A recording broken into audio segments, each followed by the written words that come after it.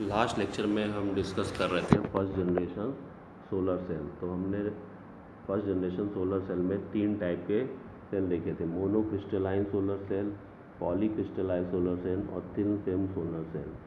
तो ये देखा था हमने, मोनो क्रिस्टलाइन में देखा था कि ये सिंगल क्रिस्टल से बना होता है एक एक सेल जो है। उसमें पॉली क्रिस्टलाइन में जो है ये कई क्रिस्टल सिलिकॉन से मिल करके बना होता है। इसकी इफ़िशियंसी कम होती है क्योंकि इसमें थ्रू इलेक्ट्रॉन्स को मूव करने के लिए स्पेस कम मिलता है। और तीसरा हमने देखा था थिन फिल्म। तो थिन फिल्म क्या होता था, ग्लास या प्लास्टिक की शीट पे जो है हम मटेरियल को जो है ऊपर से पेस्ट करके ऐसे थिन फिल्म सोलर सेल बनाते थे। तो 3 तरीके के हमने पढ़ा था। ये तीनों के डायग्राम दिए हुए हैं, इनका कंपैरिजन दिया हुआ है। तो मोनो जो है मोस्ट इफ़िशियंट है, more expensive, less sustainable to produce है ये। और पॉली क्रिस्टलाइन है less efficient, less expensive, more sustainable to produce. और जो थिन फिल्म सोलर सेल है this is least efficient, least expensive, most sustainable to produce. ठीक है, तो ये तीनों का कंपैरिजन है।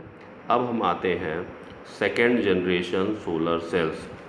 तो सेकेंड जनरेशन सोलर सेल्स में हमारा है, second generation solar cells are usually called thin film solar cells because when compared to crystalline silicon based cells they are made from layers of semiconductor material only a few micrometer thick. The combination of using less material and lower cost manufacturing processes allow the manufacturers of solar panels made from the type of technology to produce and sell panel at a much lower cost. तो second generation में क्या होता है, ये layers बना करके उससे manufacture करते हैं। The combination of using less material and lower cost, जो है हमें मटेरियल भी कम यूज़ करना पड़ता है और इसका मैन्युफैक्चरिंग कॉस्ट कम हो जाती है। And the manufacturing process allow the manufacturer of solar panels made from this type of technology to produced and sell panels at a much lower cost. और ये काफ़ी सस्ता मिलता है, इसलिए इसका मैन्युफैक्चरिंग भी कम खर्चा आता है और ये इस बिकता भी कम दाम पे है in comparison to first generation cell. अब there are basically 3 types of second generation solar cell. तो इसमें जो पहला टाइप है वो है कैडमियम टेल्योराइड। तो कैडमियम टेल्योराइड में क्या है कि ये CDTE, कैडमियम टेल्योराइड का क्या होता है, जैसे डिजिग्नेट करते हैं CDTE। तो CDTE solar cells are the second most common photovoltaic technology after crystalline silicon। Crystalline silicon के बाद जो सेकेंड बेस्ट टेक्नोलॉजी मार्केट में है इस समय वो है CDTE, कैडमियम टेल्योराइड सोलर सेल्स। ठीक, that's why CDTE solar cells are the second most common photovoltaic technology in the world marketplace after crystalline silicon, currently representing 5% of the world market। अभी market में लगभग 5% की हिस्सेदारी है कैडमियम टेल्योराइड बेस्ड सोलर सेल की। CDTE thin film solar cells can be manufactured quickly and inexpensively, providing a lower cost alternative to conventional silicon based technology। तो CDTE thin film solar cell जो है ये आसानी से बहुत जल्दी और कम खर्चे पर बन जाती है। ठीक है, the record efficiency for a laboratory CDTE solar cell is 22.1% by First Solar, while First Solar recently reported its average commercial module efficiency to be 16.1 at the end of 2015। ठीक, तो क्या हो गया कि CDTE solar cells are the second most common photovoltaic technology after crystalline silicon. It currently represents 5% of world market। CDTE thin film solar cells can be manufactured quickly, ये इसका main advantage है। It provides a lower cost alternative to silicon based technology। अब इसका production कैसे होता है ये इस डायग्राम से हम समझ सकते हैं। ये डायग्राम देखिए, सबसे ऊपर ग्लास है, डबल ग्लास लगा हुआ है, ग्लास लेयर है, उसके नीचे ट्रांसपोर्ट कंडक्टिव ऑक्साइड TCO है और उसके नीचे PN जंक्शन है। तो N लेयर जो है वो CDS की बनी हुई है और P लेयर जो है वो CDTE की बनी हुई है और उसके नीचे एल्यूमिनियम है, एल्यूमिनियम बैक कॉन्टैक्ट, जिससे कि करंट प्रवाहित करनी है। जो करंट प्रोड्यूस होगी किससे प्रवाहित होगी? एल्यूमिनियम बैक कॉन्टैक्ट से। तो प्रोडक्शन में इसके है, कैसे प्रोड्यूस करते हैं देखिए। अब सनलाइट सीधे पड़ेगी, सनलाइट ग्लास के थ्रू होते हुए पहुँचेगी ट्रांसपेरेंट कंडक्टिव ऑक्साइड से और उससे फिर PN जंक्शन पे काम होगा। तो CDT solar cells are completed by adding a high quality TCO. CDT solar cells are completed by adding a high quality TCO. TCO का फुल फॉर्म है transparent conductive oxide. It is usually fluorine dope tin oxide. तो ये क्या होता है, generally क्या होता है, ये फ्लोरीन में डोप करके टिन ऑक्साइड को बनाते हैं। तो it is usually fluorine dope tin oxide and a back electrical contact.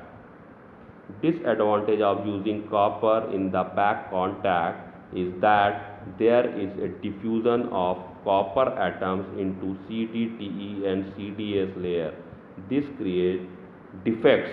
तो यहाँ पे कॉपर की जगह बैक कॉन्टैक्ट में एल्युमिनियम यूज़ हो रहा है। उसका एक रीज़न है, अगर हम कॉपर यूज़ करें यहाँ पर PN जंक्शन के बाद बैक कांटेक्ट में कॉपर यूज़ करें, एल्युमिनियम हम यूज़ करते हैं, इसमें कॉपर अगर यूज़ करेंगे तो उसका डिसएडवांटेज है। डिसएडवांटेज ये है कि there can be a diffusion of copper atoms into, copper atom का क्या होगा, डिफ्यूज़न हो जाएगा CDT और CDS लेयर में और इसकी वजह से इसमें डिफेक्ट आ जाएगा। इस वजह से कॉपर ना यूज़ करके एल्युमिनियम यूज़ करते हैं। The performance of CDTE solar cells are significantly improved by cadmium chloride vapor treatment. तो इसका परफॉर्मेंस जो है वो CDTE सोलर सेल का जो है वो इम्प्रूव किया जा सकता है bye vapour treatment of CDCl2, cadmium chloride का वेपर ट्रीटमेंट करके इसका जो है इम्प्रूवमेंट किया जा सकता है। देखिए थोड़ा डिटेल में और ये लिखा हुआ है। One disadvantage to using copper is the back contact is the gradual diffusion of copper atoms into CDTE and CDS layers, which create defects in and promotes copper accumulation at the CDTE CDS junction. Overall, CDTE solar cell performance was significantly improved after the discovery of cadmium chloride vapor treatment. यही मैंने आपको बताया था कि disadvantage of using copper is in the back contact is that there is a diffusion of copper atoms into CDTE and CD layers. This can create a defects. क्या होता है performance, इसकी कैसे इम्प्रूव करते हैं? The performance of CDTE solar cells are significantly improved by cadmium chloride vapour treatment. CDCl2 का vapour treatment करके इसकी परफॉर्मेंस को इम्प्रूव कर दिया गया है। This annealing process is accomplished in the presence of oxygen at temperature near 390 degrees Celsius. After the CDTE layer is grown on the CDS layer and prior to the back contact deposition. The CDCl2 treatment has positive effect on the CDTE solar cell, such as growth of larger CDTE grains and the passivation of defects. तो वही main चीज़ हो गया कि copper, इसमें दो चीज़ main हो गई। Copper को बैक कांटेक्ट में ना यूज़ करके एल्युमिनियम को यूज़ करेंगे। अगर कॉपर को हम बैक कांटेक्ट के रूप में यूज़ करेंगे तो संभावना है कि कॉपर एटम डिफ्यूज़ होके CDTE CDS लेयर के बीच में चला जाएगा और इसकी वजह से ये डिफेक्ट क्रिएट कर देगा। और दूसरी चीज़ इसमें जो मुख्य है वो the performance of CDTE solar cells are significantly improved by cadmium chloride vapour treatment. तो परफॉर्मेंस जो है CTT सोलर सेल की वो काफ़ी इम्प्रूव कर दी गई by vapour treatment cadmium chloride. तो ये दो सबसे इम्पॉर्टेंट चीज़ें हैं इसमें ध्यान रखने की कैडमियम टेलोराइड में फिर डायग्राम के अकॉर्डिंग कि इसका प्रोडक्शन जो होता है तो किस तरीके से होता है और उसमें क्या क्या प्रोसेसेस जो हमने की है। ठीक है, अब इस जनरेशन का जो सेकंड सोलर सेल है that is copper indium gallium diselenide, CuInGa diselenide, copper indium gallium diselenide. तो initially copper indium diselenide thin film technology was considered for solar cell. पहले क्या था, कॉपर इंडियम डाइसेलेनाइड फिल्म जो है technology जो है इस सोलर सेल के लिए बना, जिसमें था कॉपर और indium डाइसेलेनाइड। It is due to the fact that it has a number of favorable electronic and optical properties. Later, बाद में क्या हुआ, later on it is found that substitution of gallium for indium results in increment of band gap from 1.04 electron volt for copper indium diselenide to 1.68 electron volt for copper gallium diselenide. तो ये बाद में ये पता चला कि substitution of gallium for indium, gallium की जगह इंडियम गैलियम फॉर इंडियम। तो substitution of gallium for indium मतलब हुआ कि गैलियम की जगह पे गैलियम यूज़ किया गया इंडियम की जगह पे कुछ पोर्शन कम करके। तो उससे फ़ायदा ये हुआ कि जो बैंड गैप 1.68 था वो 1.04 इलेक्ट्रॉन वोल्ट हो गया, बैंड गैप कम हो गया। These devices have been fabricated with only a partial substitution of gallium for indium. This leads to overall increase in efficiency. These solar cells are commonly known as copper indium gallium diselenide। ठीक, तो क्या हुआ कि since its initial development copper indium diselenide CuInSe2 thin film technology has been considered promising for solar cells because of its favorable electronic and optical properties. बाद में it was later found that by substituting gallium for indium, the band gap can be increased from about 1.04 electron volts for copper indium diselenide film to about 1.68 for copper gallium diselenide film. These solar cells are commonly known as copper indium gallium diselenide और CIGS cell। ये इसका production process है, दिया हुआ है diagram में आप देख सकते हैं। सनलाइट जो पड़ रही है टॉप मोस्ट वो है ट्रांसपेरेंट कंडक्टिव ऑक्साइड TCO, उसके नीचे है CDS की लेयर है और उसके नीचे है CIGS।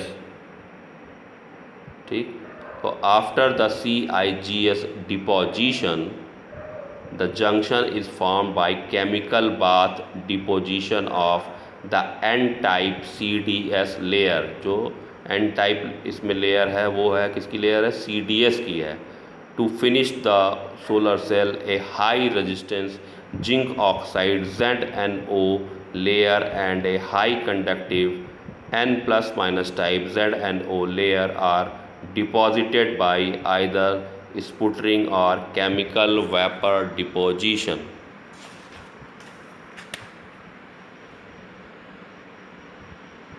Laser scribing process at different steps in the production process creates the individual solar cells connected in the series.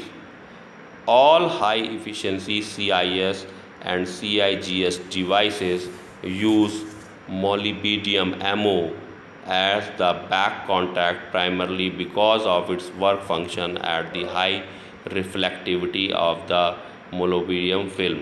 तो ये दिया हुआ है PN जंक्शन जो आपका बन रहा है CDS एंड CIGS, और उसके नीचे होता है हमारा मोलिब्डेनम, और उसके नीचे है ग्लास मेटम या फॉयल प्लास्टिक्स। तो this is the diagram of CIGS, copper indium gallium diselenide. तो इसमें मेन चीज़ है कि सबसे पहले क्या बना, कॉपर इंडियम डाइसेलेनाइड फिल्म बनी, ठीक है, ये सबसे पहले बनी। और इसमें क्या हुआ, इसमें एडवांटेज देखा गया, it is due to the fact that it has a number of favourable electronic and optical properties थी। लेकिन बाद में it is found that substitution of gallium for indium results in increment of band gap from 1.04 electron volt for copper indium diselenide to 1.68 electron volt for copper gallium diselenide. So these devices have been fabricated with only a partial substitution of gallium for indium। जो partial substitution है gallium का वो किया गया indium की जगह पे, ठीक। तो this leads to overall increase in efficiency, इससे क्या हुआ कि इफिशियंसी बढ़ गई। तो these solar cells are commonly known as copper indium gallium diselenide cells. तो ये सेकेंड जनरेशन में ये सेल्स हमारे हो गए। उसके बाद the third generation solar cell में हमारा हो गया। तो currently there is a lot of solar research going on in what is being referred to in the industry as third generation solar cells.